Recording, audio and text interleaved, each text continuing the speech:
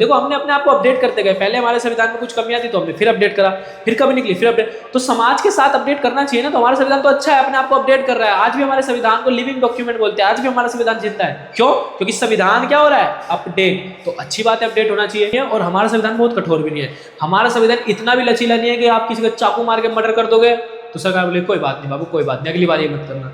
हमारा संविधान इतना भी कठोर नहीं है कि तुम किसी का मर्डर कर दोगे तो तुम्हें फांसी पे चढ़ा देगा। ठीक है, तो हमारा हेलो एवरीवन, स्वागत है आपका हमारे इस प्यारे से यूट्यूब चैनल पॉलिटिकल वाले गुरुजी पर। तो आज हम स्टार्ट करेंगे 11th क्लास पॉलिटिकल साइंस का चैप्टर नंबर 1, संविधान क्यों और कैसे। तो बहुत इंपॉर्टेंट चैप्टर होने वाला है। चैप्टर नंबर 2 मैंने बना के डाल दिया वीडियो, पहले मैंने चैप्टर नंबर 1 भी बना दिया था लेकिन उसकी वॉइस खराब हो गई, नहीं तो मेरे को दोबारा से चैप्टर बनाना पड़ता है। कोई नहीं, उसी तरीके से उसी भाषा में दोबारा ये चैप्टर पढ़ेंगे बाइलैंग्वेज, मजा आने वाला है एकदम। चैप्टर नंबर 1 में सब कुछ आपको समझ आएगा जैसे चैप्टर नंबर 2 में समझ आया, ये मेरी गारंटी है। प्योर पीपीटी बनी हुई है, लेकिन पीपीटी के थ्रू हम व्हाइट बोर्ड पे पढ़ेंगे। ठीक है, फिर हल्की सी पीपीटी का टच में तुम्हें दिखा दूंगा, हिंदी में इंग्लिश में दोनों में पीपीटी बनी हुई है। ठीक है, तो किसी को दिक्कत नहीं होगी। अब हम सीधा चैप्टर पे आते हैं, हम यहाँ से नहीं पढ़ेंगे।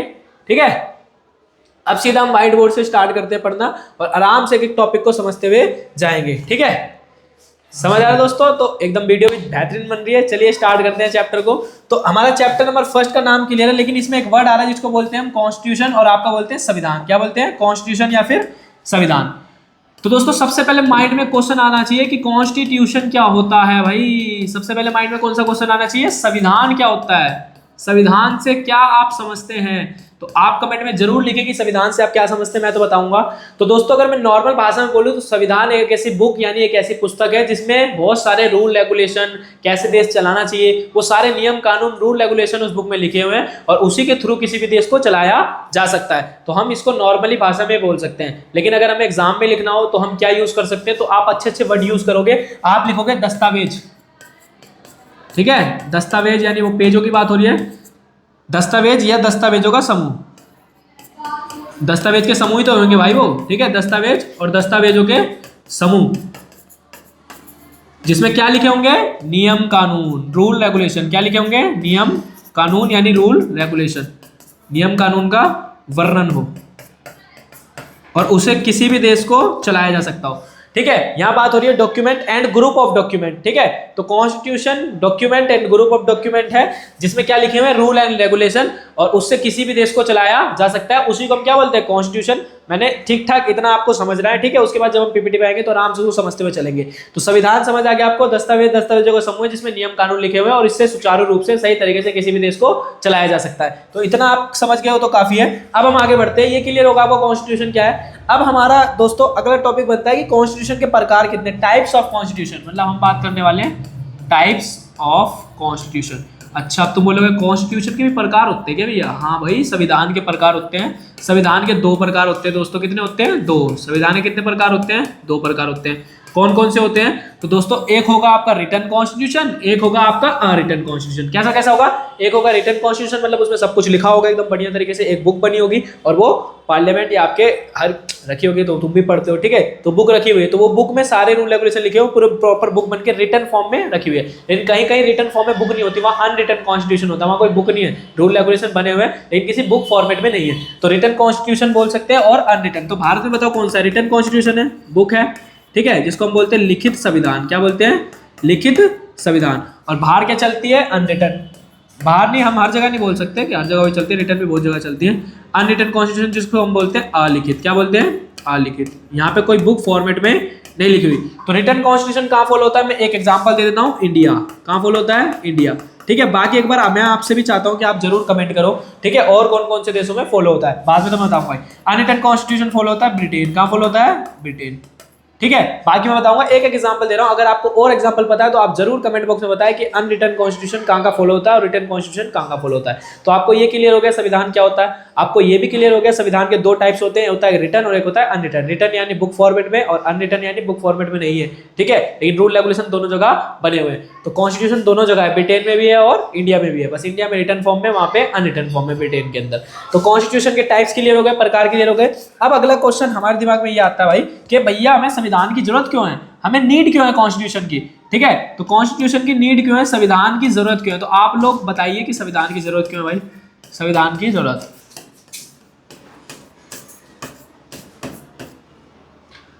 तो संविधान की जरूरत की हम बात करते हैं दोस्तों।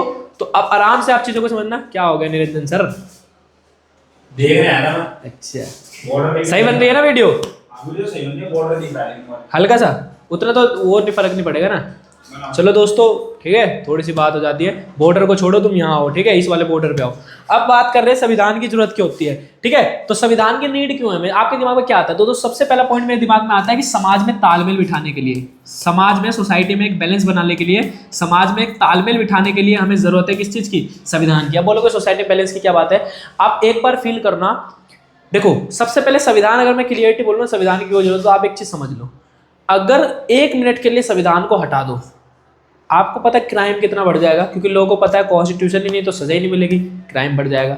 समझ आ रहा है? और दोस्तों संविधान की बहुत जरूरत है। क्यों? आप कोई भी खेल ले लो, मतलब आप फुटबॉल ले लो, बिना रूल रेगुलेशन के फुटबॉल चल ही नहीं सकता। आप क्रिकेट उठा लो, क्रिकेट में अगर मैं 6 ना रखूं, 4 ना रखूं, विकेट आउट ना रखूं, ये सब ना रखूं, ये सब क्या है? क्रिकेट के रूल रेगुलेशन। अगर इन रूल रेगुलेशन को हटा दिया जाए तो क्रिकेट नहीं चल पाएगा।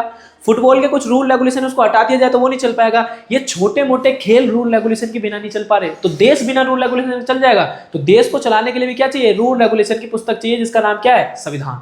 समझ आ रहा है दोस्तों? तो उसमें क्या लिखे हुए हैं? Rule and regulation. तो समाज को सही वे में चलाने के लिए, सेकंड पॉइंट हमारा क्या हो जाएगा? समाज को सुचारू रूप से चलाने के लिए, सिस्टमैटिक तरीके से चलाने के लिए हमें किसकी जरूरत है दोस्तों? संविधान की। किसकी जरूरत है? संविधान की। कानूनी व्यवस्था बनी रहे, कानूनी व्यवस्था, रूल रेगुलेशन से चीजें चल सके, इसलिए भी हमें संविधान की जरूरत है। अब आओ वापस समाज में तालमेल। मैं तुम्हें समझाया नहीं, मैं आगे चला गया था क्योंकि उससे वो पॉइंट कनेक्ट था, इसलिए मैं आगे की तरफ चले गए थे। समाज में तालमेल में क्या कहना चाहता हूँ? एक तो आपको ये समझ आया कि संविधान को हटा दिया कितना क्राइम बढ़ जाएगा, कितना समाज में कोई तालमेल, कोई भाईचारा सब खत्म हो जाएगा। कुछ भाईचारे इसलिए भी बचे हुए हैं कि संविधान में चीजें लिखी हुई है कि मर्डर करोगे तो 302 ऐसे करके चीजें लिखी हुई है। इस कारण भी बहुत सारे मर्डर नहीं होते हैं, ठीक है। उस कारण भी बहुत सारे भाईचारे बने हुए, किसी को जेल नहीं जाना। ये समाज में तालमेल ऐसे, अगर संविधान नहीं है, संविधान ने सबको बराबर पावर दिए, धर्मनिरपेक्ष है हमारा, ठीक है, हिंदू को भी उतनी पावर है, मुस्लिम को भी उतनी पावर है, ठीक है, तो सबको उतनी पावर है। अगर किसी को ज्यादा पावर दे दोगे और किसी को कम पावर दे दोगे तो अनबैलेंस चीज हो जाएगी। तो संविधान जब हटता है ना तो पावर उसके पास ज्यादा आती है, जो मेजोरिटी होता है। संविधान को हटा दो, सबसे ज्यादा पावरफुल कौन हो गया देश में? मेजोरिटी हो गया। मेजोरिटी भी को भी शांत रहना पड़ता है। कब? जब कौन आ जाता है? संविधान। तब माइनॉरिटी को भी क्या मिल जाते हैं? थोड़े से राइट्स मिल जाते हैं, ठीक है। तो माइनॉरिटी को राइट्स भी दिलवाता है संविधान। तो संविधान इसलिए भी जिंदा रहना चाहिए कि समाज में क्या बना रहेगा? तालमेल बैठा रहेगा। एक तालमेल तरीके से हम समाज को चला पाएंगे। क्लियर हो गया समाज में तालमेल की, सॉरी, संविधान की जरूरत क्यों है समाज में तालमेल लाने के लिए? फर्स्ट पॉइंट क्लियर हो गया। सेकंड पॉइंट क्लियर हो गया, समाज को सुचारू रूप से चलाने के लिए। तीसरा क्लियर हो गया, कानून व्यवस्था बनाए रखने के। और चौथा पॉइंट हो जाएगा आपका न्यायपूर्ण समाज की स्थापना करने के लिए। न्यायपूर्ण समाज की, एक ऐसी सोसाइटी की स्थापना करना, एक ऐसी सोसाइटी की स्थापना करना, यानी उसको ऐसी सोसाइटी को एस्टेब्लिश करना जहां पे आपको सबको न्याय मिले, किसी के साथ बुरा ना हो। सबको लगे कि अगर किसी ने किसी के साथ बुरा करा है तो लेकिन सरकार से वो खुश रहे, वो न्यायपालिका से खुश रहे कि चलो न्यायपालिका ने हमें क्या दिया भाई, जो भी सजा जिसको, अब जैसे मान लो किसी का मर्डर हो जाता है और उसके पेरेंट्स जाते हैं और वो न्याय मांगते हैं तो उसको न्याय मिल जाता है। तो कम से कम ये तो है कि सरकार से तो सरकार ने हमारे साथ गद्दारी नहीं करी, ठीक है दोस्तों। तो न्यायपूर्ण समाज की स्थापना करना क्लियर हो गया। चारों पॉइंट में कोई दिक्कत परेशानी, तो संविधान क्यों नहीं क्लियर हो गया। अब आ जाओ अगले पे, संविधान की विशेषता क्या है? विशेषता मतलब आप समझते हो? प्रॉपर्टीज।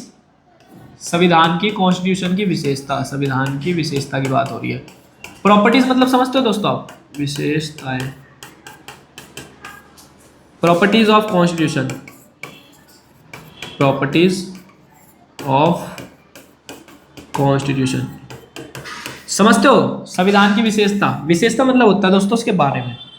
जैसे अगर मैं बात करूं कि आपके फोन की क्या विशेषता है, क्या है फोन में, तो आप बोलोगे मेरा फोन बहुत अच्छा है, हैंग नहीं होता। आप फोन के बारे में बताने लग जाओगे कि फोन की विशेषता है, पूछूंगा उनकी प्रॉपर्टीज पूछूंगा।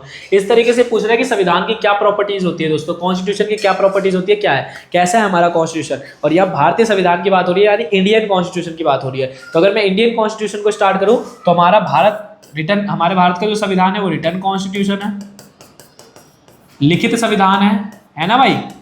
रिटन कॉन्स्टिट्यूशन, जिसको हम हिंदी में क्या बोलते हैं? लिखित संविधान। क्या बोलते हैं दोस्तों? लिखित संविधान। ये हम पढ़ चुके हैं, तुम्हें पहले से आता है, ठीक है। लिखित संविधान सबको पॉलिटी समझ आएगी दोस्तों। अगर आपको पॉलिटी का पी भी नहीं आता तो टेंशन लेना, सारी चीज आपको समझ आएगी। बस अच्छे जैसे पढ़ा रहा हूँ वैसे वैसे चुपचाप दिमाग में बिठा लो। तो पहला विशेषता है कि हमारा कॉन्स्टिट्यूशन बहुत ज्यादा रिटर्न है। ये नेगेटिव पॉइंट भी हम आगे पढ़ेंगे जब हम संविधान की क्रिटिसाइज यानी आलोचना की बात करेंगे। तो रिटर्न कॉन्स्टिट्यूशन है, पहला क्लियर हो गया। दूसरा, हमारा संविधान बहुत ज्यादा फ्लेक्सिबल भी नहीं है, ठीक है, जिसको हम बोलते हैं लचीला। फोन आ गया क्या? और हमारा संविधान बहुत कठोर भी नहीं है। हमारा संविधान इतना भी लचीला नहीं है कि आप किसी को चाकू मार के मर्डर कर दोगे तो सरकार बोले कोई बात नहीं बाबू, कोई बात नहीं, अगली बार ये मत करना। हमारा संविधान इतना भी कठोर नहीं है कि तुम किसी का मर्डर कर दोगे तो तुम्हें फांसी पे चढ़ा देगा, ठीक है। तो हमारा संविधान ज्यादा लचीला भी नहीं है और ज्यादा कठोर भी नहीं है, ठीक है, एकदम मीडियम साइज वाला है। जहां कठोरता दिखानी है वहां कठोर हो जाता है, जहां लचीला दिखाना है लचीला। बहुत कठोर और बहुत लचीला नहीं है। तो हमारे संविधान की विशेषता हो गई। तीसरी, हमारा संविधान सफलतम संविधान है। सफलतम यानी सक्सेसफुल, सफलतम संविधान। सक्सेसफुल संविधान का मतलब सोचते हो आप? बोलो भैया कैसे सक्सेसफुल है? जैसे नेपाल का, आप एक कमेंट भी करोगे कि नेपाल का संविधान, तुम पता है नेपाल का संविधान 5 बार चेंज हो चुका है। 5 बार कैसे संविधान बना, कंप्लीटली चेंज हो गया, दोबारा संविधान बना, फिर कंप्लीटली चेंज, फिर दोबारा बना। ऐसे नेपाल का संविधान 5 बार बन चुका है। तो आप कमेंट करोगे वो 5 बार कौन कौन सी डेट पे संविधान बना है। आप 5 डेट को कमेंट में बताएंगे। अगर आप अच्छे बच्चे तो जरूर कमेंट करें कि नेपाल का संविधान कितनी 5 बार कब कब चेंज हुआ है। अब समझो, लेकिन हमारा संविधान, अब देखो, संविधान में चेंज होना अलग बात है, पूरा संविधान चेंज होना अलग बात है। भारतीय संविधान में चेंज हुआ है। देखो, हमने अपने आप को अपडेट करते गए। पहले हमारे संविधान में कुछ कमियां थी तो हमने फिर अपडेट करा, फिर कभी निकली, फिर अपडेट। तो समाज के साथ अपडेट करना चाहिए ना। तो हमारा संविधान तो अच्छा है, अपने आप को अपडेट कर रहा है। आज भी हमारे संविधान को लिविंग डॉक्यूमेंट बोलते हैं। आज भी हमारा संविधान जिंदा है। क्यों? क्योंकि संविधान क्या हो रहा है, अपडेट। तो अच्छी बात है, अपडेट होना चाहिए। भाई पहले साइबर क्राइम नहीं था, अब साइबर क्राइम है, तो हमने अपने संविधान नहीं जोड़ेंगे कि साइबर क्राइम पे आपको सजा मिलेगी। तो जोड़ना पड़ा, अपने संविधान को अपडेट करा। तो सोसाइटी के साथ यानी समाज के साथ संविधान अपडेट होना बहुत ज्यादा जरूरी है। हाँ, अपडेट होने के बदले तुम पूरा सिस्टम ही हटा के नया सिस्टम दिया, वो बात अलग है। तो नेपाल का संविधान अपडेट नहीं हुआ, नेपाल का संविधान खत्म हो गया, दूसरा संविधान आया। लेकिन इंडियन कॉन्स्टिट्यूशन दोस्तों अपडेट हुआ। इंडियन कॉन्स्टिट्यूशन कभी खत्म नहीं हुआ, इसलिए इंडियन कॉन्स्टिट्यूशन को सक्सेसफुल कॉन्स्टिट्यूशन हम बोलते हैं। तो ये आपको क्लियर होगा, सफलतम संविधान, ठीक है। और हम बात करें तो हमारे संविधान के अंदर दोस्तों मौलिक अधिकार है, फंडामेंटल राइट्स। क्या बोल सकते हैं? मौलिक अधिकार। ये मैं सेकेंड चैप्टर में अच्छे समझा चुका हूँ। मौलिक अधिकार प्लस मौलिक कर्तव्य। फिर मैं एक बार और इसमें डिस्कस कर देता हूँ। मैं वैसे समझा चुका हूँ दोस्तों अच्छे से, आप जरूर वो वीडियो देखें, फंडामेंटल राइट्स।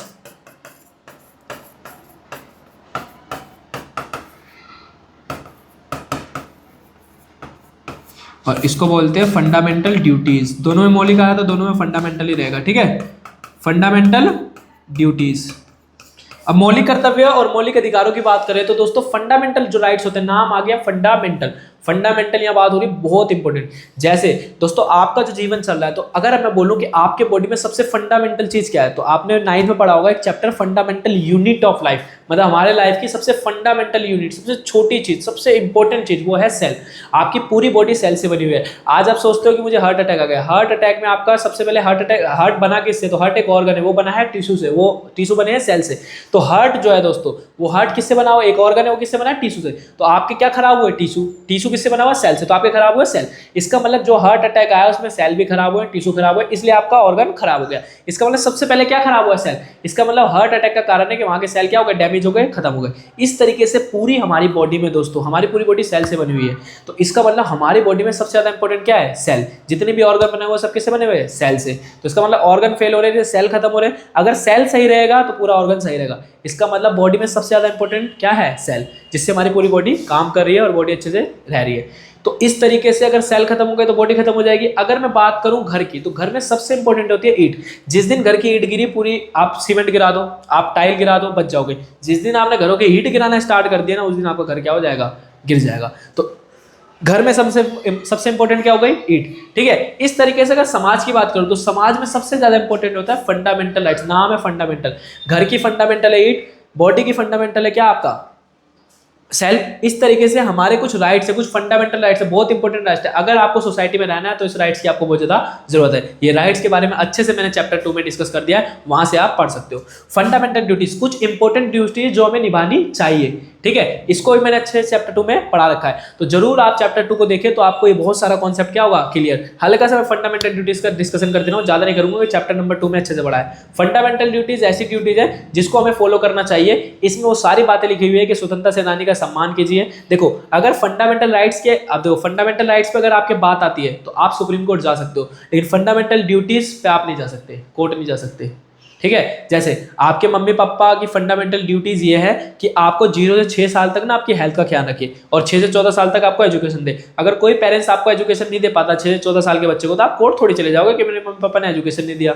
मान लो आप स्वतंत्रता सेनानी के सम्मान नहीं करे तो पुलिस आपको नहीं उठा के ले जाएगी, बस आपको पब्लिकली नहीं बोलना है, तब तो फिर कुछ और ही हो जाता है, समाज ही डिसीजन लेता है। ठीक है, और प्राइवेट में कुछ बोलो वैसे बोलना नहीं चाहिए, सबका सम्मान करना चाहिए। दोस्तों हमारे स्वतंत्रता सेनानी ने कितना जान दे, कितनी सारी चीजें करी है वो आपको ही पता है, बस ये कॉन्सेप्ट है तो वो कॉन्सेप्ट मैं आपको समझा रहा हूँ। ठीक है, जैसे राष्ट्रगान में खड़ा होना चाहिए, अगर आप खड़े नहीं होते तो पुलिस थोड़ी उठा के ले जाएगी राष्ट्रगान में आप खड़े नहीं हुए। तो कुछ ऐसी ड्यूटीज है जो हमें फॉलो करनी चाहिए, ये इथिक्स है दोस्तों, ये हमें फॉलो करना चाहिए। अच्छी बात है, फॉलो करने से चीजें आगे बढ़ेगी, हमारा देश आगे बढ़ेगा। ठीक है, तो ये आपको क्लियर हो गया फंडामेंटल राइट्स और फंडामेंटल ड्यूटीज में कोई दिक्कत परेशानी।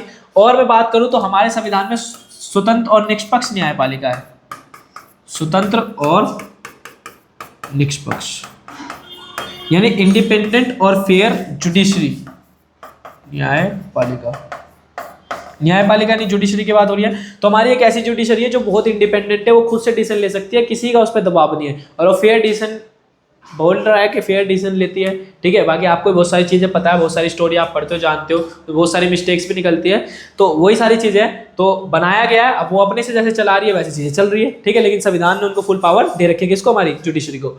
और मैं बात करूँ तो बात कर रखी है सार्वभौमिक व्यक्ष मताधिकार। जानते हो आप ये क्या होता है? सार्वभौमिक व्यक्ष मताधिकार, भैया क्या होता है? सार्वभौमिक व्यक्ति मताधिकार बोलते हैं यूनिवर्सल अडल्ट फ्रेंचाइजी। क्या बोलते हैं? Universal adult franchise. ठीक है, सफरेज भी बोल सकते हो। सार्व यानी सारे, भौमिक यानी जो भी इंडिया की भूमि पे रहते हैं, वो सारे लोग जो इंडिया की भूमि पे रहते हैं।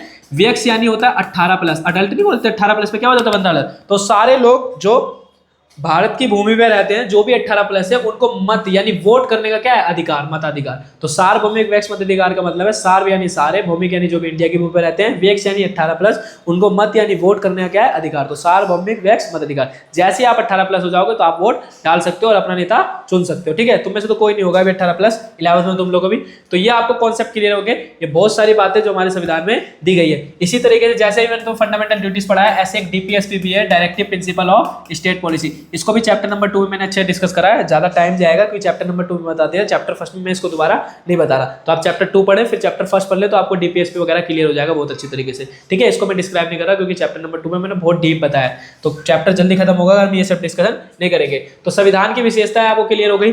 अब हम डिस्कस करेंगे दोस्तों कि हमारा संविधान के क्या स्रोत है, कहाँ क्या क्या सोर्स कहाँ से लिए गए। संविधान के स्रोत, भारतीय संविधान के स्रोत, सोर्स ऑफ कॉन्स्टिट्यूशन।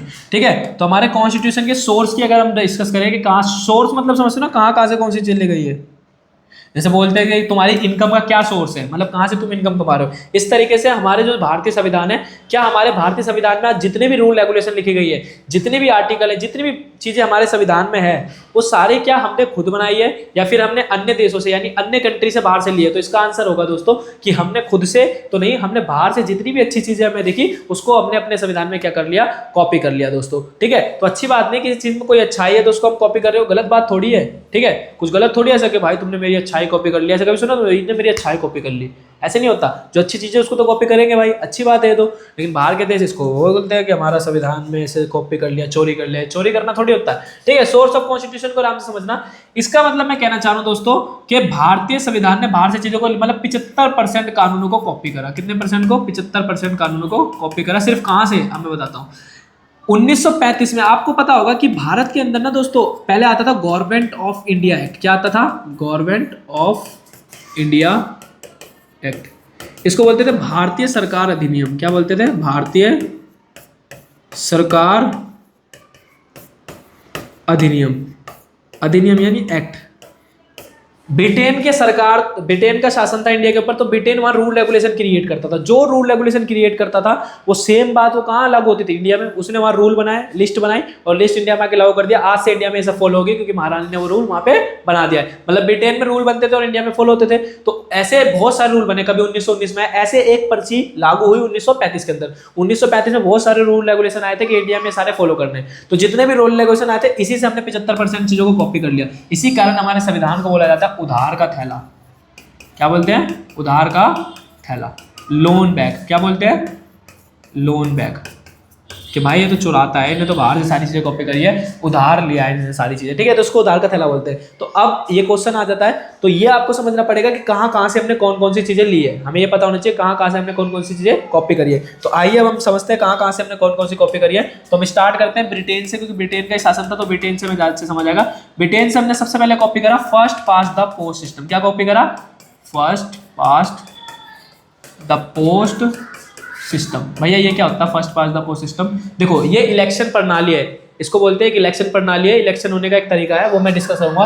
हिंदी में इसको बोलते हैं सबसे ज्यादा जो लेके गया वो जीत जाएगा, ठीक है, सार्वधानिक जीत से मत वाली प्रणाली, ठीक है, सार्वजनिक जीत से मत वाली प्रणाली इसको हिंदी में बोलते हैं। क्या होता है भैया, जैसे मान लो आपके इलाका, मान लो आप कोई अपना इलाका उठा लेना, मैं तो उठा रहा हूँ बादली विधानसभा, ठीक है, जिसमें जहांगीरपुरी आदर्शनगर ये सब आदर्शनगर नहीं जहांगीरपुरी बादली वाली पड़ता है, तो मैं बादली विधानसभा की बात कर रहा हूँ। तो बादली विधानसभा की बात कर रहा हूँ, बादली विधानसभा। एमएलए तो आप सब जानते हो, ठीक है, तो हम एमएलए के इलेक्शन कराते हैं।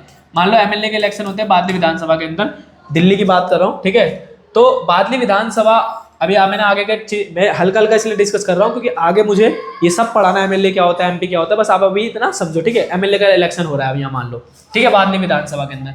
बादली विधानसभा दिल्ली में पड़ती है, तो मान लो दिल्ली के इलेक्शन हो रहे हैं, दिल्ली में हर जगह इलेक्शन होंगे, तो बादली विधानसभा में भी इलेक्शन हो रहे हैं। तो बादली विधानसभा में मान लो खड़ा होता है, बीजेपी की तरफ से खड़े होते हैं, सेम सेम नाम रखते हैं, बीजेपी की तरफ से खड़े होते हैं अपने दीपक चौधरी। कौन खड़े होते हैं? दीपक चौधरी, ठीक है। चलो नाम नहीं लिख रहे, हम एबीसी लिख देते हैं, ठीक है। वैसे बच्चों को ज्यादा समझ आ रहा होगा नाम से, ज्यादा समझ आ रहा है नाम से, बताओ नाम रखे या ऐसे ही? चलो नाम रख देते हैं, ठीक है। आम आदमी पार्टी की तरफ से खड़े होते हैं आपके अजयेश यादव, अजयेश यादव जी, ठीक है। और आपके देवेंद्र यादव जी कांग्रेस की तरफ से, और किसी के नाम लिख रहे हैं, 3 नाम, ठीक है, ठीक है, देवेंद्र यादव जी। अब देखो दीपक चौधरी कौन सी पार्टी से हैं भाई? बीजेपी पार्टी से, वेरी गुड। अजय यादव जी आम आदमी पार्टी से, बहुत सही। और ये कौन सी पार्टी से? कांग्रेस पार्टी से, ले और सही, ठीक है। अब देखो इन तीनों में होते हैं इलेक्शन, इन तीनों में मान लो, अब हम अपने हिसाब से कर रहे हैं, हमें नहीं पता कितनी सीटें, मान लो कि इनको 40,000 वोट मिली, कितनी मिली? 40,000। इनको मान लो मिली 35,000, ठीक है, और इनको मिली 30,000 वोट। तो इनमें सबसे आगे कौन है? दीपक चौधरी।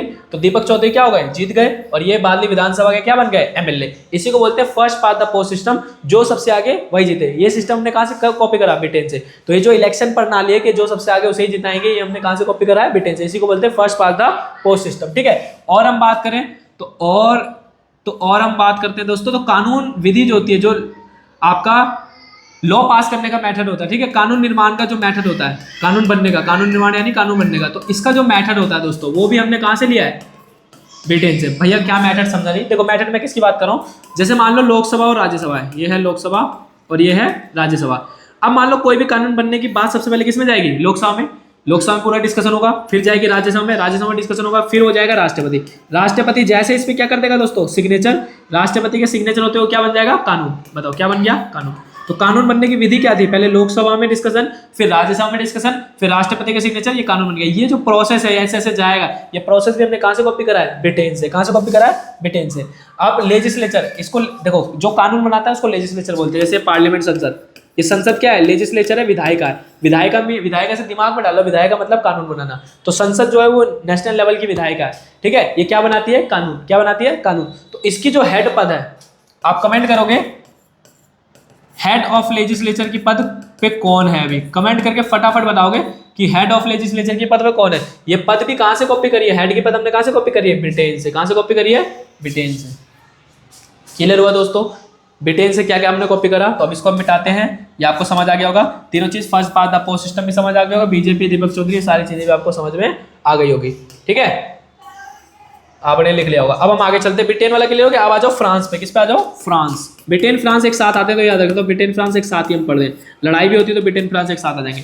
अब देखो फ्रांस से क्या क्या कॉपी करिए? फ्रांस से 3 चीजें तो आपको याद होनी चाहिए: समानता, स्वतंत्रता, यानी आपका हो जाएगा इक्वालिटी, और फ्रीडम, और बंधुत्वता। इसको बोलते हैं भाईचारा और भाईचारा, ठीक है, बंधुत्वता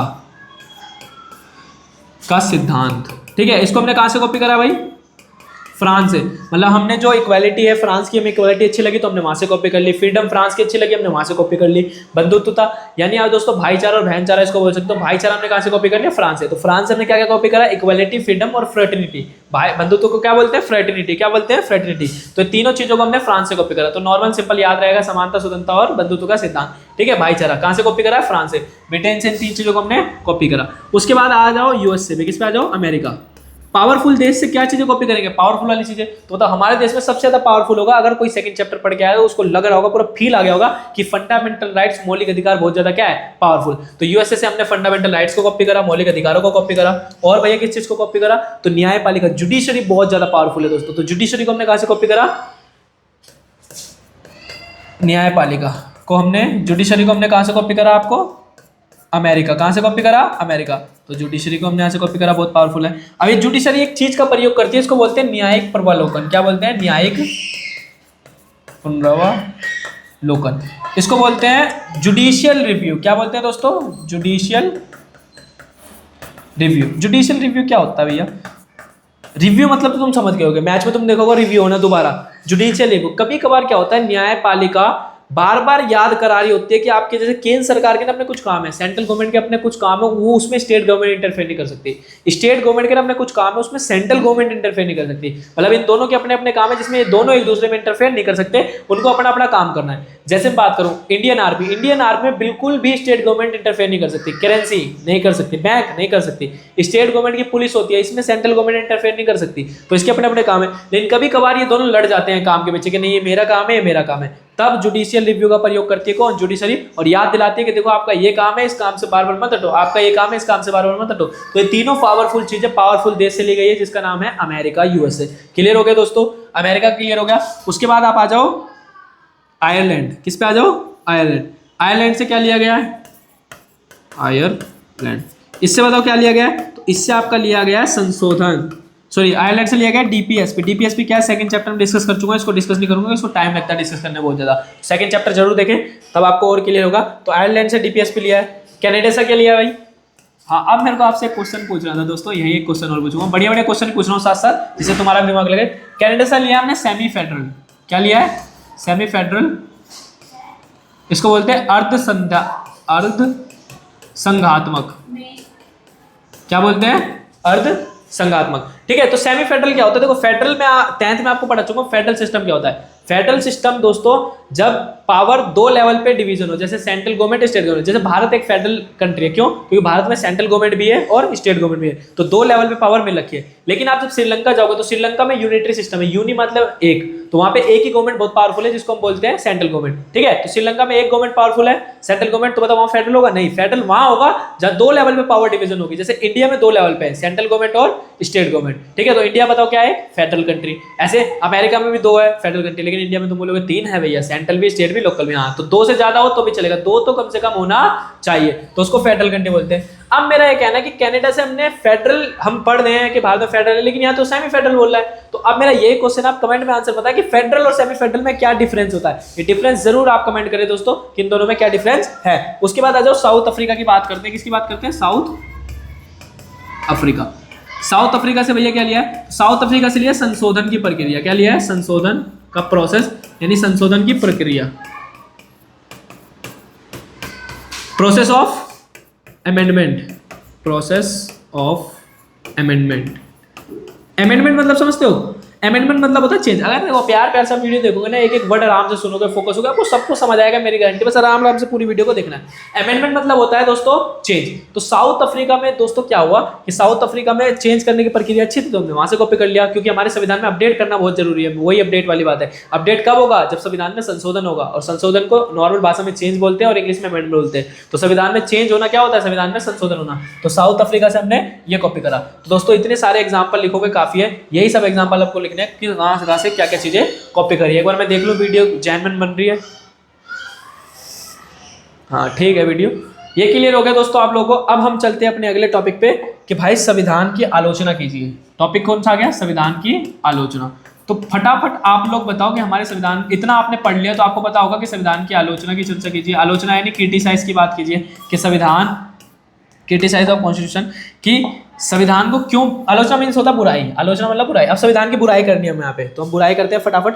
देखो हमारे संविधान की पहली बुराई है, पहली बात यह है कि हमारा संविधान ना बहुत ज्यादा विस्तृत, विस्तृत मतलब समझते हो, बहुत फैला हुआ संविधान है, विस्तृत कॉन्सेप्ट बहुत, इतना भी फैला नहीं। अभी तुम खुद सोचो, आपकी बुक में 11th क्लास की जो पॉलिटिकल ये वाली बुक में पढ़ा रहा हूँ, इसमें 10 चैप्टर है, इसमें 100 चैप्टर दो, क्या बोर है, कितना फैला हुआ, कितना सारा चैप्टर है, परेशान। तो इतने चैप्टर नहीं होने चाहिए, तो हमारा संविधान बहुत फैला हुआ है, ठीक है। दूसरा, हमारे संविधान की जो लैंग्वेज है बहुत ज्यादा कठिन है, उसको सिर्फ कौन पढ़ सकता है, वकील। इस बात से भी गुस्सा है कि हमारे संविधान को, कानूनों को सिर्फ वकील पढ़ सकता है, क्योंकि कॉन्स्टिट्यूशन की जो भाषा है वो बहुत ज्यादा क्या है, कठिन है, आपको समझ भी नहीं आएगी पढ़ना स्टार्ट करोगे तो। ये भी बोलता है। फिर बोलता है फंडामेंटल राइट्स को जिस तरीके से पावरफुल बना रखा है, डीपीएसपी में इतनी अच्छी अच्छी चीजें हैं, डीपीएसपी को भी फंडामेंटल राइट्स में डालना चाहिए। अभी आप जाके डीपीएसपी को पढ़ना, तब आपको समझ आएगा कि डीपीएसपी क्यों फंडामेंटल राइट्स में होना चाहिए, ठीक है। इसका डिस्कशन नहीं कर रहा, इसके कारण वो पिछली वीडियो 1.5 घंटे की चली गई थी, तो डीपीएसपी को भी अच्छे से समझा रहा था, टीचर नहीं समझा पाते, लेकिन चैप्टर 2 में मैंने अच्छे से समझाया, तो डीपीएसपी को आप अच्छे से समझ लेना, ठीक है। तो डीपीएसपी को फंडामेंटल राइट्स में होना चाहिए, ये डिस्कशन हुआ है। तो इस संविधान की आलोचना हो रही है कि ये काम संविधान में होने चाहिए थे, ठीक है। और एक बुराई और होती है, ये बोलते हैं कि वेस्टर्न कंट्री से बहुत सारी चीजें आपने ली है, ठीक है, वेस्टर्न कंट्री से आपने बहुत सारी चीजों को क्या करा है, लिया है, ठीक है। तो वेस्टर्न कंट्री से हमने बहुत सारी चीजों को लिया है, तो इस बात की खुंदक है कि हमारे वेस्टर्न कंट्री प्रोविजन यानी कानून, ठीक है, प्रोविजन हम बोल सकते हैं, प्रावधान, एक टाइप के इसको कानून समझो, ठीक है, प्रोविजन या प्रावधान। तो बहुत सारे प्रोविजन हमने कहां से लिए, वेस्टर्न कंट्री से, यानी बहुत सारे कानून हमने वेस्टर्न कंट्री से कॉपी करे, ये भी हमारे संविधान की आलोचना होती है। तो ये सारी आलोचना है कि संविधान में, हमारे संविधान में ये सब चीजें नहीं होती, तो हमारा संविधान क्या होता है, बेस्ट। लेकिन दोस्तों संविधान अपना बेस्ट ही है, कोई दिक्कत की बात नहीं है। ये आपको क्लियर हुआ, पेज नंबर 7 और पेज नंबर 8 भी क्लियर हो गया, कोई दिक्कत परेशानी है दोस्तों। अब मैं आपको, आप सोच रहे हो पीपीटी से पढ़ा नहीं है, बना के बुलाए थे, पीपीटी एंड में दिखा दूंगा, हिंदी वाले हिंदी में उतार लेंगे, इंग्लिश वाले इंग्लिश में उतार लेंगे, तो आपको पीपीटी की क्या हो जाएगी, क्लियरिटी। लेकिन इसके भी स्क्रीनशॉट लेके रखना बढ़िया से, ठीक है। अब हम बात करें दोस्तों कि संविधान अब एक पीपीटी पे चलते हैं, ठीक है, पीपीटी में आपको दिखा दूंगा, फिर हम आ जाएंगे संविधान पे, क्या क्या हमने पढ़ा। दोस्तों ये संविधान क्या है, क्लियर हो गया। ये संविधान एक दस्तावेज है जिसके द्वारा किसी देश की शासन व्यवस्था चलाई जाती है। इसमें नियम कानून व उनके पालन की विधि का विस्तृत वर्णन होता है। संविधान के प्रकार लिखित और अलिखित, भारत, अमेरिका, फ्रांस और ब्राजील में लिखित है, मैंने बोला था। और बताओ आप, तो भारत के साथ साथ अमेरिका, फ्रांस और ब्राजील, और लिखित में ब्रिटेन, अलिखित में ब्रिटेन और इजराइल। तो ये सारे बच्चे यहाँ से उतार लेंगे इंग्लिश वाले। Constitution is a document that governs a country, it contain detail description of rule, law and how they are enforced, ठीक है। उसके बाद आप रिटर्न के एग्जाम्पल लिख दोगे, रिटर्न के एग्जाम्पल लिख दोगे। फिर संविधान की जरूरत क्यों है, तो बता चुका हूँ, संविधान में तालमेल, कानून व्यवस्था बनाए रखना, न्यायपूर्ण समाज की स्थापना, हाँ, 5वां सत्ता का दुरुपयोग, पावर का मिसयूज ना हो सके, इसलिए भी कॉन्स्टिट्यूशन जरूरी है, क्योंकि कॉन्स्टिट्यूशन ही बताता है किसके पास कितनी पावर है। कॉन्स्टिट्यूशन ही बोल रखा है कि सेंट्रल गवर्नमेंट आप ज्यादा पावरफुल हो, स्टेट गवर्नमेंट आप कम पावरफुल हो। अगर कॉन्स्टिट्यूशन नहीं होता तो सेंट्रल बोलती मैं ज्यादा और स्टेट बोलती मैं ज्यादा, तो स्टेट अपनी पावर गलत यूज भी करती। और कुछ लोग भी, वो एमएलए को, एमएलए बताया गया आप एमएलए हो, आपकी इतनी पावर है, एमपी मत बनने लगो, ठीक है। प्राइम मिनिस्टर को बताया गया आपने इतनी पावर है, ये मत सोच लेना कि संविधान से ऊपर हो। तो पावर का मिसयूज ना हो, इसलिए भी कॉन्स्टिट्यूशन जरूरी है। भारतीय संविधान की विशेषता पढ़ चुके हैं, लिखित संविधान, लचीला, कठोर, सफलता, मौलिक अधिकार, मौलिक कर्तव्य, पार्लियामेंट्री सिस्टम। हमारे यहाँ कौन सा सिस्टम है, पार्लियामेंट से चलता है, तो पार्लियामेंट्री सिस्टम हो गया। डीपीएसपी पढ़ा चुका हूँ, स्वतंत्र निष्पक्ष न्यायपालिका सारो। अब रह गया एकरी नागरिकता। अब तुम्हें बोलोगे भैया एकरी नागरिकता मीन्स क्या बोलना चाह रहे हो। देखो एकरी नागरिकता को बोलते हैं दोस्तों वन सिटीजनशिप। क्या बोलते हैं, वन सिटीजनशिप। इसके लिए आपको समझना पड़ेगा डुअल, दोनों को समझना पड़ेगा, डुअल सिटीजनशिप। तो भैया वन सिटीजनशिप और डुअल सिटीजनशिप में क्या डिफरेंस है। एकरी मतलब एक, दोहरी मतलब दो। इसका मतलब इंडिया में जो फॉलो होता है ना वो एकरी नागरिकता। सबसे पहले तो ये समझ आना चाहिए कि नागरिकता क्या होता है, सिटीजनशिप क्या होता है। तो समझो पहले सिटीजनशिप क्या होता है। दोस्तों सिटीजनशिप जैसे इंडिया के बंदों के पास, जैसे इंडिया के हो आप, सब इंडिया के हो, तो आप इंडिया के क्या हो, नागरिक। भारत के क्या हो, नागरिक। तो आपके पास अपना राशन कार्ड है, अपना आधार कार्ड है ना, राशन कार्ड, आधार कार्ड, पैन कार्ड, ठीक है। और आप इलेक्शन में खड़े हो सकते हो, आप 18 साल के बाद वोट डाल सकते हो। तो ये सारी चीजें आप कर सकते हो क्योंकि आप भारत के नागरिक हो। लेकिन कोई अमेरिका का पर्सन यहाँ के 5 काम नहीं कर सकता अगर वो भारत का नागरिक नहीं है। अगर वो अमेरिका का नागरिक है तो उसको अमेरिका में सारी चीजें मिलेगी। तो अमेरिका के नागरिक को जो फैसिलिटी मिलेगी वो इंडिया के नागरिक को नहीं मिलेगी। कुछ फैसिलिटीज से वंचित कर दिया जाएगा, उसे ही नागरिकता बोलते हैं। तो आप भारत के नागरिक हो तो आपके पास ये सारी चीजें हैं, लेकिन अमेरिका का नागरिक ये नहीं कर सकता। क्या नहीं कर सकता, अपना आधार कार्ड नहीं होगा, पैन कार्ड नहीं होगा, राशन कार्ड नहीं होगा, इलेक्शन में खड़ा नहीं हो सकता, वोट नहीं डाल सकता। तो एकरी नागरिकता, अब नागरिकता क्लियर हो गया क्या होता है। अब भैया एकरी नागरिकता और दोहरी नागरिकता में डिफरेंस बता दो। एकरी नागरिकता मतलब तुम कभी ऐसे नहीं बोलते कि भाई मैं दिल्ली का भी नागरिक हूं और मैं इंडिया का भी नागरिक हूं, ऐसे नहीं बोलते। आप बोलते हो हम भारत के नागरिक है। भारत के नागरिक मतलब आप एक को रिप्रेजेंट कर रहे हो, भारत को, तो एकरी नागरिकता यानी आप बोलते हो भारत के नागरिक हो, ठीक है। आप ये बोलते हो हाँ कि मैं दिल्ली का निवासी हूं और भारत का नागरिक हूं, लेकिन जब आप अमेरिका में जाओगे तो अमेरिका में एक स्टेट से दूसरे स्टेट में जाने में दिक्कत होता है, क्योंकि वहां स्टेट गवर्नमेंट ज्यादा पावरफुल है। तो वहां दोहरी नागरिकता है। दोहरी नागरिकता क्या, जिस स्टेट में आप रह रहे हो आपको वहां की भी नागरिकता चाहिए और पूरे अमेरिका की भी नागरिकता चाहिए। जैसे आप कैलिफोर्निया स्टेट में रह रहे हो तो आपके पास कैलिफोर्निया की नागरिकता होनी चाहिए प्लस में पूरे अमेरिका की भी नागरिकता होनी चाहिए। तो वहां दोहरी नागरिकता, वहां आपको दो नागरिकता रखनी पड़ेगी, अपने स्टेट की भी रखनी पड़ेगी प्लस में पूरे अमेरिका की भी रखनी पड़ेगी, तब आप आसानी से किसी स्टेट में एंट्री कर सकते हो। तो एकरी नागरिकता और दोहरी नागरिकता क्लियर हो गया, कहां कहां फॉलो होता है ये क्लियर हो गया। अब हम चलते हैं नेक्स्ट पोर्शन पे अपने, ठीक है। अब नेक्स्ट पोर्शन पे चले दोस्तों। तो नेक्स्ट क्वेश्चन बोल रहा है कि भारत को संविधान को उधार का थैला बोलते हैं, तो अन्य कंट्री से बहुत सारी चीजें फॉलो करिए। तो हम पढ़ चुके हैं ब्रिटेन से first part the post system, parliamentary system, जो आज आपको पार्लियामेंट दिख रही है ब्रिटेन से सेम टू सेम कॉपी करी गई है, ठीक है। लॉ मेकिंग मेथड हो गया, post of the head of legislature in legislature, ठीक है। तो ये भी हम डिस्कस कर चुके हैं।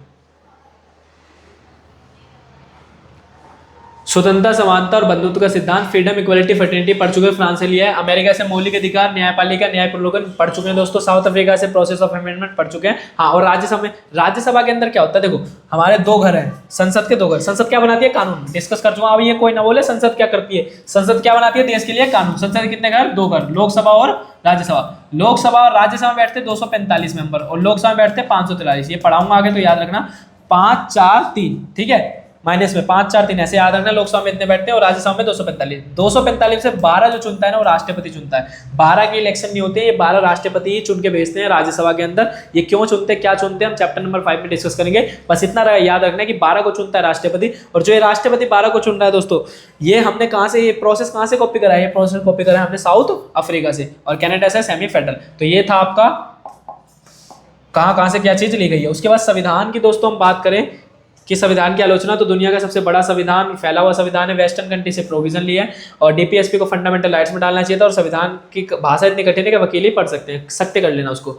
संविधान निर्माण में अब एक ये बात भी बोली जाती है कि जब कॉन्स्टिट्यूशन बन रहा था ना, तो इक्वली रिप्रेजेंटेशन सबका नहीं था।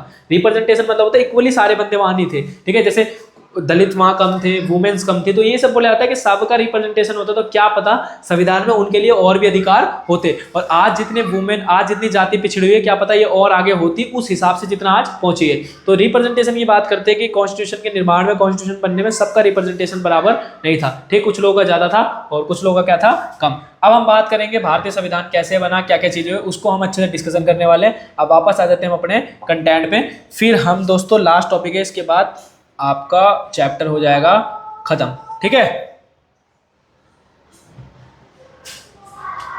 हम यहां डिस्कस कर रहे थे ब्रिटेन के बारे में, समझ गए हम, ठीक है। चलो अब हम पढ़ेंगे भारतीय संविधान कैसे गठन हुआ, कैसे कैसे भारतीय संविधान चीजें आगे बनी, ठीक है। संविधान कैसे तैयार हुआ, तो बहुत इंपॉर्टेंट क्वेश्चन है, संविधान कैसे तैयार हुआ ये हमें पता होना चाहिए। वीडियो देख लो दोस्तों, बन रही नहीं बन रही, हाँ एकदम बन रही है। अब वीडियो कम टाइम में बन गई, उस दिन तो 1.5 घंटे में वीडियो बनी थी, डीपीएसपी को समझाने में टाइम लग गया था। चैप्टर 2 में समझ लेना अच्छे से, ठीक है। तो भारतीय संविधान का गठन या भारतीय संविधान का निर्माण हम लिख सकते हैं, भारतीय संविधान का निर्माण, मेकिंग ऑफ इंडियन कॉन्स्टिट्यूशन। भारतीय संविधान का निर्माण कैसे हुआ, इंडियन कॉन्स्टिट्यूशन कैसे बना, तो अब समझो दोस्तों। अब ये आज़ादी होगी, फिर ब्रिटेन वगैरह से चीजें लिंक होगी। देखो ब्रिटेन में क्या होता है, एक लेबर पार्टी होती है, वो ना इंडिया को बहुत सपोर्ट करती थी, चाहती, लेबर पार्टी चाहती थी कि भारत में सरकार बने। भारत लेबर पार्टी बहुत सपोर्ट करती थी इंडिया को कि भारत में आज़ाद हो जाना चाहिए, भारत में नई सरकार बननी चाहिए, सब बहुत सपोर्ट करती थी। गलती से वहाँ 1945 में, गलती से क्या सही में, जुलाई 1945 में लेबर पार्टी की बन जाती है सरकार। जुलाई 1945 में लेबर पार्टी की सरकार बन जाती है। कहाँ लेबर पार्टी की सरकार कहाँ बन जाती है, ब्रिटेन में। और जैसे लेबर पार्टी की सरकार बनती है, लेबर पार्टी इंडिया के लिए कैबिनेट मिशन भेजती है। क्या भेजती है, कैबिनेट मिशन। ये कैबिनेट मिशन दोस्तों ये भारत का विभाजन भी करवाने आया था कि विभाजन हो जाए भारत का, बचाने, बोलते तो ऐसे कि इसलिए भी आया था कि भारत का विभाजन ना हो, समझाने आया था जिन्ना वगैरह को, लेकिन जिन्ना व्यवस्था नहीं था, तो ये भारत का विभाजन और प्लस में भारत को आजाद कराने की बात रख रहा था। तो भारत को ये आया तो इसने बोला कि भाई आप आजाद भी हो जाओगे तो आप कैसे चलाओगे देश को, क्या आपका अपना कॉन्स्टिट्यूशन है, क्या आता है आपको, तो ये सब ये बोलने लग गया था। जिसके बाद हमारे बहुत बंदे वकील थे, आपको पता है, गांधी जी ले लो, सरदार वल्लभ भाई पटेल ले लो, नेहरू जी ले लो, सब ये क्या थे, अम्बेडकर, ये सब ये वकील थे, वकीलों का स्वर्ग था भारत। तो डिस्कशन हुआ कि नहीं भाई कोई नहीं, हम कॉन्स्टिट्यूशन बना लेंगे। वो तो उन्होंने बोला आप अकेले नहीं बनवाओगे तो हम आपके साथ मिलकर कॉन्स्टिट्यूशन बनाएंगे। ठीक है, तो कैबिनेट मिशन आया कब? 1946 के अंदर। कब आ गया था? 1946 में आके इसने जिन्ना वगैरह से बात करी, विभाजन की डिस्कशन हुआ, लेकिन वो नहीं माना। अब क्या होने लग गया दोस्तों, अब मेंबर चुने गए संविधान सभा के लिए। अब यहाँ पे संविधान सभा के गठन की बात होती है। कैबिनेट मिशन ने बोला कि आप कॉन्स्टिट्यूशन कैसे बनाओगे, तो कॉन्स्टिट्यूशनल असेंबली का गठन भी तो करो। फिर क्या हुआ दोस्तों? कॉन्स्टिट्यूशनल असेंबली, जिसको हिंदी में हम बोलते हैं संविधान सभा।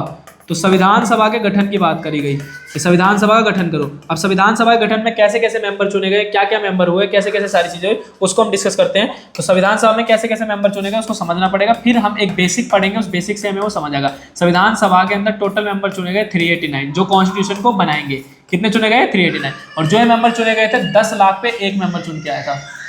10 लाख में कितना मेंबर चुन के आया था? एक। तो टोटल कितने मेंबर चुन के आए थे? 389। अभी कैसे चुने गए थोड़ा सा आप बगल में समझे। देखो दोस्तों, हमारा भारत ना पहले 3 पार्ट में डिवाइड था। कितने पार्ट में डिवाइड था? 3। कुछ इलाके ऐसे थे जो गोले गोले मैंने बता दिए, इस पे ना अंग्रेजों का कंट्रोल था। किसका कंट्रोल था? अंग्रेजों का। इस इलाके को बोलते थे प्रोविंस। क्या बोलते थे? प्रोविंस। हिंदी में बोलते थे प्रांत। इस इलाके में किसका कंट्रोल था? अंग्रेजों का। कुछ इलाके ऐसे थे जहाँ पे राजा का कंट्रोल था, जिसको हम बोलते हैं देसी रियासत। मान लो इधर इधर इधर इधर इधर नीचे मान लो राजा कंट्रोल है, जिसको क्या बोल रहे हैं? देसी रियासत।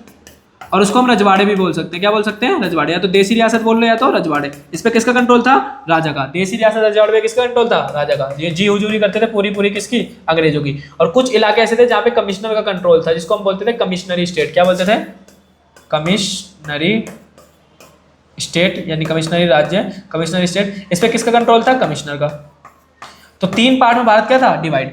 अब भारत हो गया आजाद। क्या हो गया? भारत आजाद। तो प्रोविंस वाला इलाका तो भाई अंग्रेजों वाला हमारे पास आ जाएगा। राजा वगैरह को मिला लिया सरदार वल्लभ भाई पटेल ने, चमका चुमका के एकदम बढ़िया से, जो प्यार से मान गया, प्यार से नहीं मनाएंगे, हथियार से। ठीक है, तो उनको मिला लिया।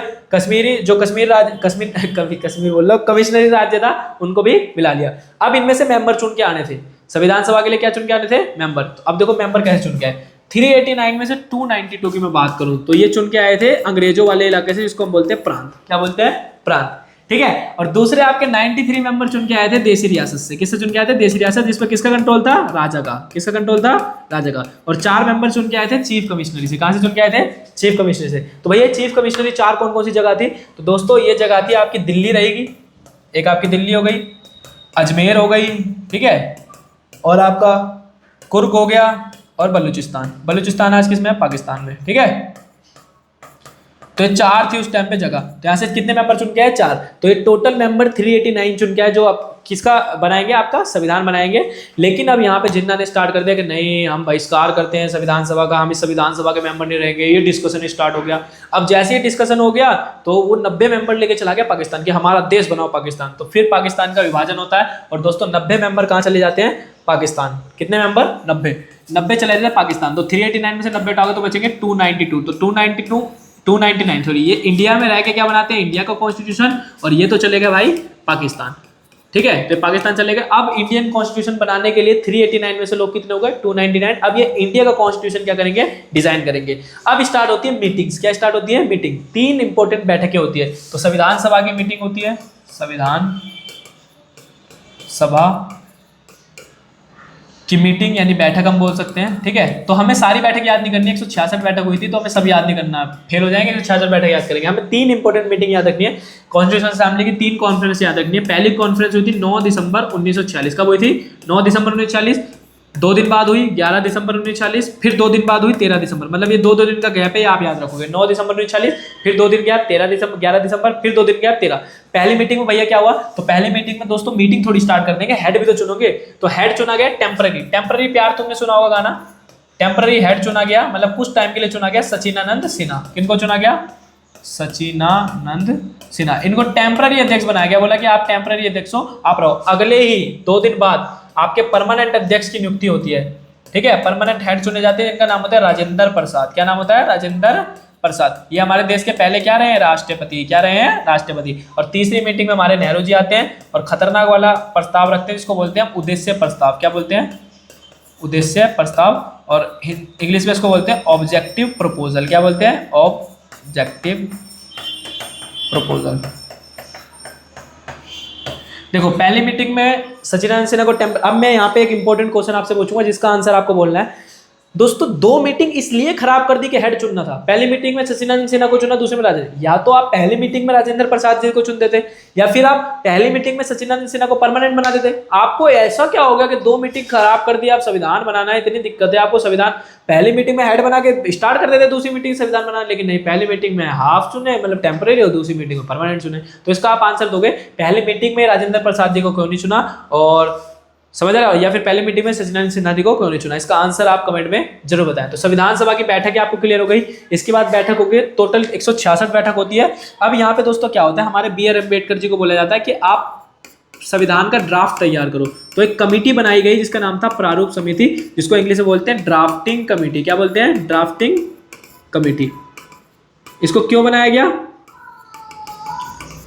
इसमें टोटल मेंबर थे 7, जिसके हेड थे कौन? B R Ambedkar. कौन हेड थे? B R Ambedkar. इनको बनाया गया, इनको बोला कि आप संविधान का क्या बनाओ दोस्तों? ड्राफ्ट। जैसे आपने देखा होगा कि आप जो कोई रील अपलोड करते हो उससे पहले ड्राफ्ट बनता है, ड्राफ्ट में आप चेंज कर सकते हो, रील अपलोड होने के बाद आर्चिव या डिलीट ही करोगे, उसके बाद कुछ नहीं कर सकते। तो ये ड्राफ्ट बना रहे थे और जैसे जैसे ड्राफ्ट तैयार होता, जो चीजें सही थी वो कॉन्स्टिट्यूशन में हम ऐड करते जा रहे थे। तो बी आर अम्बेडकर जी का भी बहुत बड़ा रोल था संविधान बनाने में। इसका गठन कब हुआ था?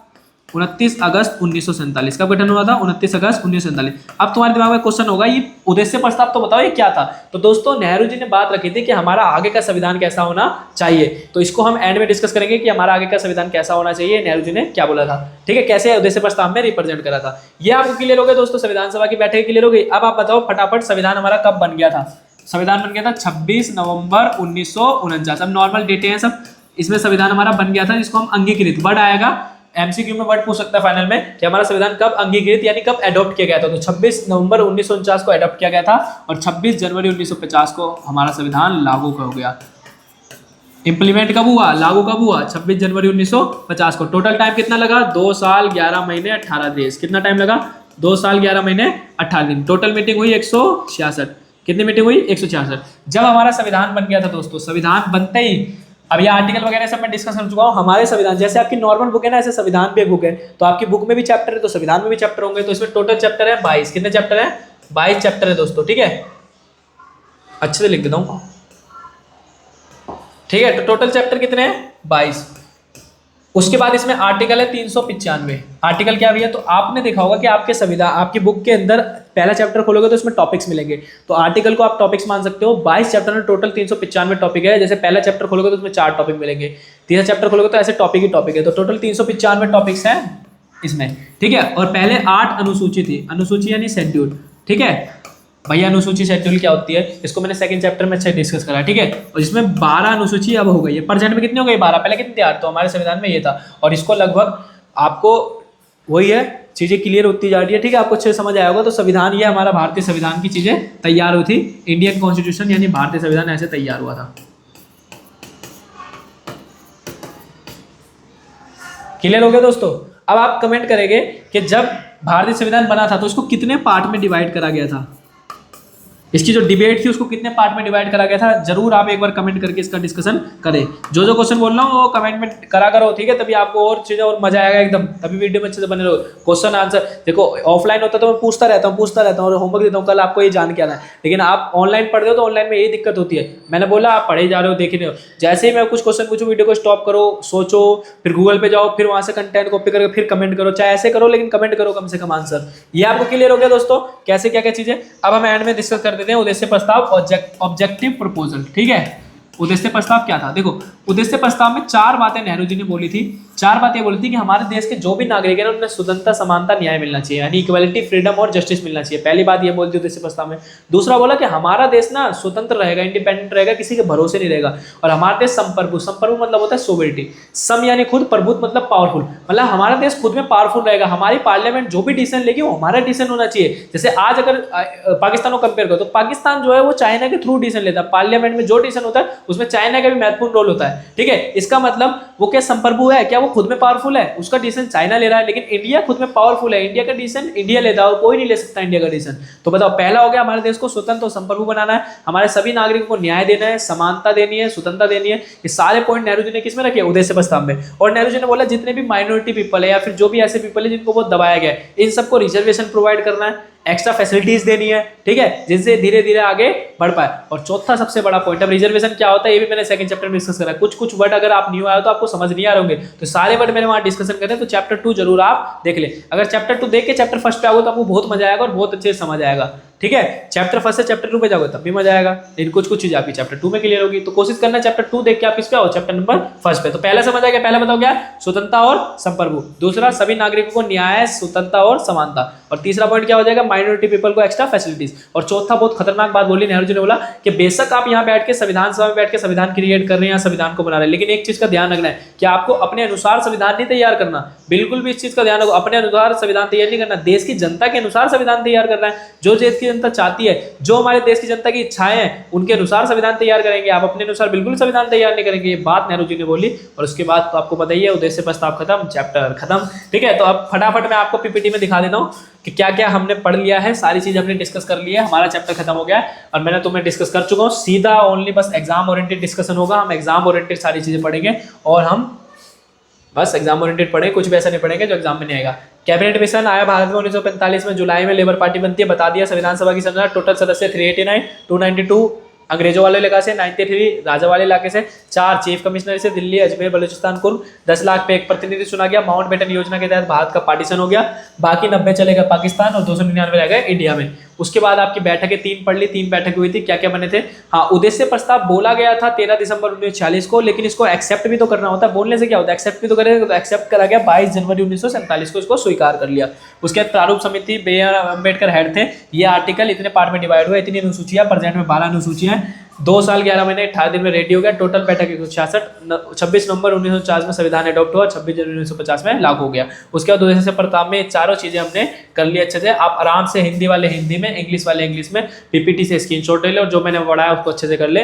पहला चैप्टर भी हमारा कंप्लीट हो गया है। अब सीधा हम मिलेंगे अगली वीडियो यानी चैप्टर नंबर 3 में। जब तक के लिए लाइक, कमेंट, सब्सक्राइब करें, एकदम बढ़िया से वीडियो को शेयर कर दे। जितना ज्यादा वीडियो पे व्यूज और कमेंट वगैरह आएंगे और लाइक वगैरह होगी, उतना ज्यादा मुझे मोटिवेशन मिलेगा और उतने ज्यादा अच्छे तरीके से चैप्टर को मैं पेश करूंगा। तो मिलेंगे अपने नए चैप्टर में, चैप्टर नंबर 3 के साथ। सो बाय बाय दोस्तों, जय मानवता।